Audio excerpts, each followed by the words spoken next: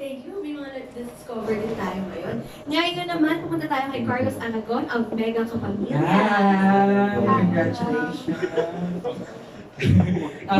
Nasabi ni JM na nag-baby talk ka daw. No!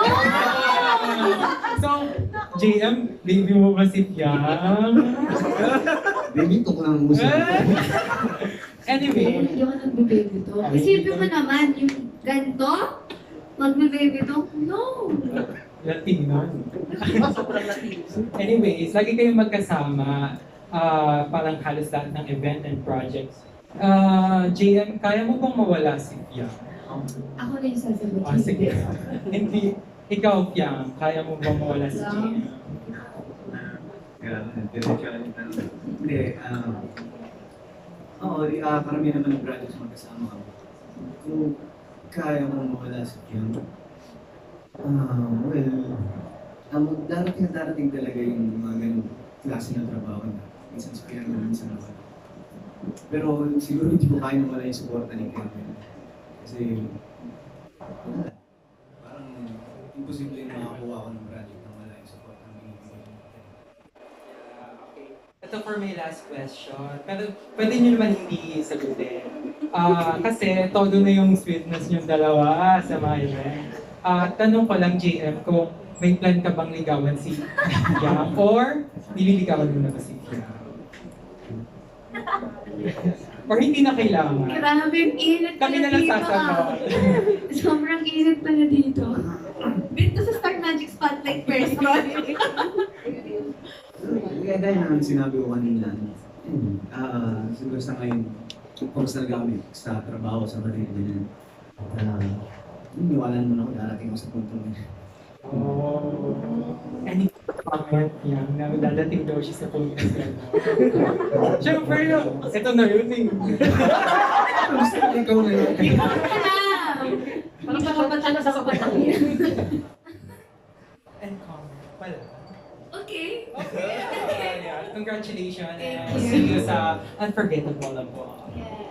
Thank you, Carlos Aragon of Mega Kapamilya. Alam niyo, nagugulat ako. Diretso kayo sa magot, no? Grabe. Okay, now from Facebook, ito naman from Gail Austria. What is one habit of JM or Fiang that makes you smile? So, sa each other. Habit mo that makes you smile. Habit, so ibig sabihin, ano to, laging ginagawa. Ano mga lagi niyang ginagawa na napapangiti ka? Lahat eh, kahit dumating siya sa punto na nagsusunod, kahit makulit. Napapangiti na ako na, alam mo yung pure happiness ngayon, tatawa ko na. So, nangyari sa'yo, parang lahat, gano'n. Lahat. Pero sa'yo, lahat. Lahat naman ang ginagawa niya, mapasimple man niya, elegante.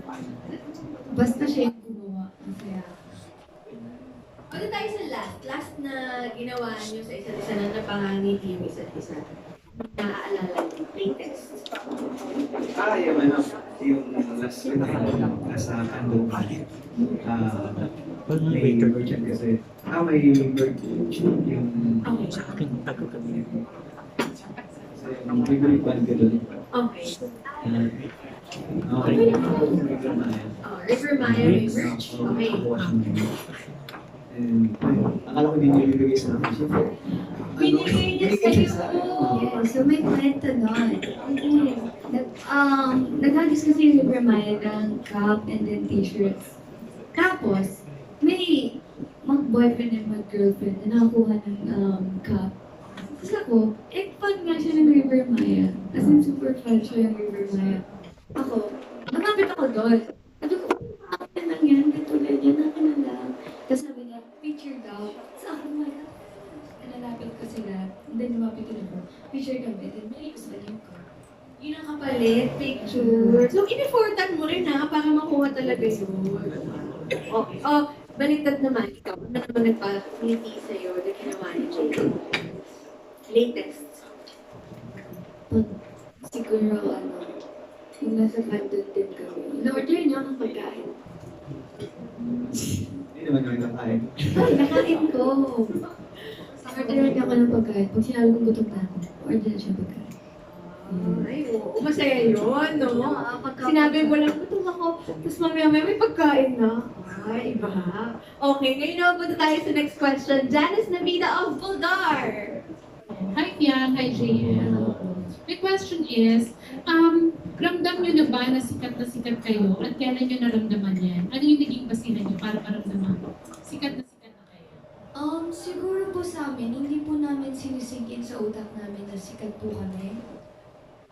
Kasi, simple na naman po eh. Kung ano po kami sa loob ng bahay ni Kuya, ganun pa rin po kami sa paglabas. Hindi po namin hinahayaan na kainin po kami ng kasikatan. Siguro, masaya lang po kami ngayon na meron po kami ganitong klaseng trabaho and may ganun kami kalakas na fandom. Masaya po kami, pero hindi po namin sinasabi sa sarili namin na ay sikat kami. Kasi parang ang pangit naman po na kung lumaki po yung ulo namin, hindi po kami babayag na lumaki po yung ulo namin sa isa't isa. Pero ramdam nyo na yung pag nasa public place kayo, pinagkakaguluhan kayo. At gaano ka-importante sa inyong privacy? Sa ngayon mo talaga, parang limitado mo talaga yung privado moments mo namin kasi kahit saan mo kami, kung magpunta, nakikita namin nasa social media na ganyan. Well, siguro, sayang ako may inaahon ng masabi niya kasikatan. Pero kumbaga, mas inisip na lang namin na mas nakikilala ko kami ng karamihan. Which is, gano'n naman mo talaga dapat kasi nandito kami sa showbiz. And sobrang grateful ako kami sa part na yun. Pero at the same time, hindi ko namin hinayang mag-sink in sa utak namin. Pero conscious ba kayo dun sa i-act nyo publicly? Kasi nga alam nyo lahat nakatingin sa inyo. Well, pagdating naman ako dun sa ina-act ko namin, nilalagay naman ako namin ng kahit paano gear, pero ayaw ko kasi namin magpaka-filter eh. Ayaw ko namin lagyan ng filter yung kung sasabihin namin yung mga galaw namin. Kahit alam namin sa industriya ang kailangan yung gano'n, which is hindi naman namin part ko yung ganun. Siguro, galing mo kami sa platform na which is kailangan mo pakatotoo, yung PBB nga. At wala naman ako dapat kami italo doon kasi PBB na ho rin. Nakilala mo kami doon na ganito, ganyan. So, bukod sa nakasanayan, wala naman ako kami dapat ipakita po. It's just yun ako yung nakasanayan na rin naman nilang makita sa amin. Pero nararamdaman nyo ba na parang may mga kailangan ng pagbabago sa kilos, diba, sa mga pupuntahang lugar? Siyempre, bawal yung mga gimmick, diba? Pag nakita kayo sa public place, alam niyo yung mga fans, ang dami ng issues. So may mga nagbago ba din sa lifestyle nyo? Sa lifestyle, wala naman po kahit paano kasi ako sa part ng na tao. At nagbago na ba rin naman? Sipya. Ako din po, hindi naman po ako doon palagimik na tao din. And kahit before pa naman po, hindi din ako mahilig maglabas-labas. Although, may favorite place lang po ako na every time na train ako, doon lang ako pupunta sa isang na kapihan. Pero, aside doon,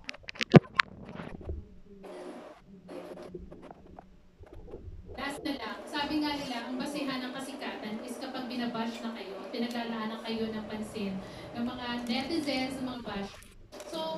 So far, ano yung most hurtful words na ibinabasa niyo? Na talagang naapektuhan kayo mentally, emotionally? siguro po, hindi naman talaga masakit, totally masakit yung mga sinasabi ng mga bashers. Lalo na if hindi naman talaga totoo. Pero, siguro, nakaka-hurt lang sa side namin pag dinadamay na yung family. Kasi ibang usapan na yung pag dinamay mo yung family mo. So far, na-experience mo na yan, Pia, na may naiba tong intriga sa family. Siguro naman po sa lahat naman po na experience, sa lahat ng nasa showbiz na experience na hindi lang po siguro. Pwede mong ma-share kung ano yung, na-involve yung family mo at paano mo hinandle? Siguro nung time na kakalabas ko pa rin ng bahay ni Kuya, sobrang ingay ko po nun eh.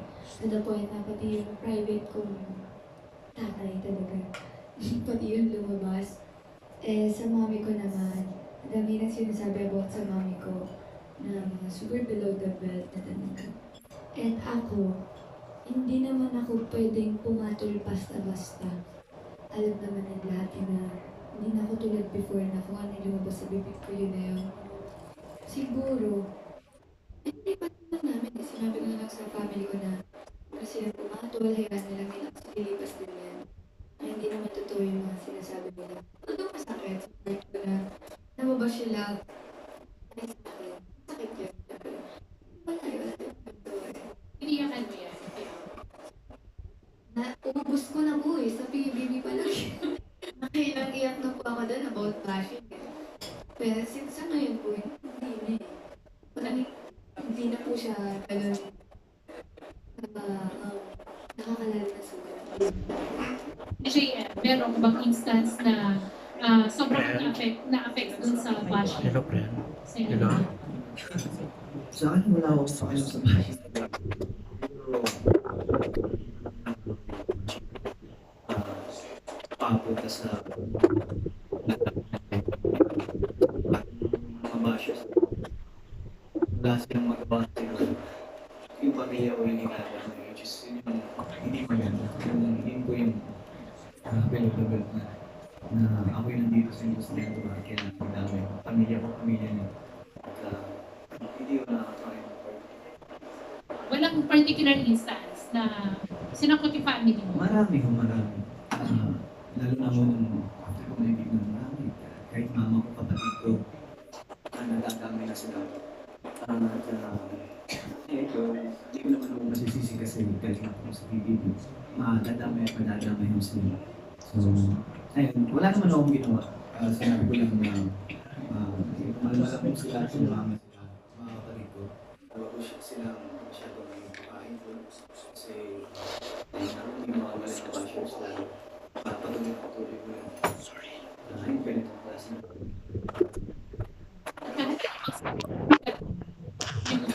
Thank you, Pia and JM. Thank you, Miss Janice Nabida of Bulgar.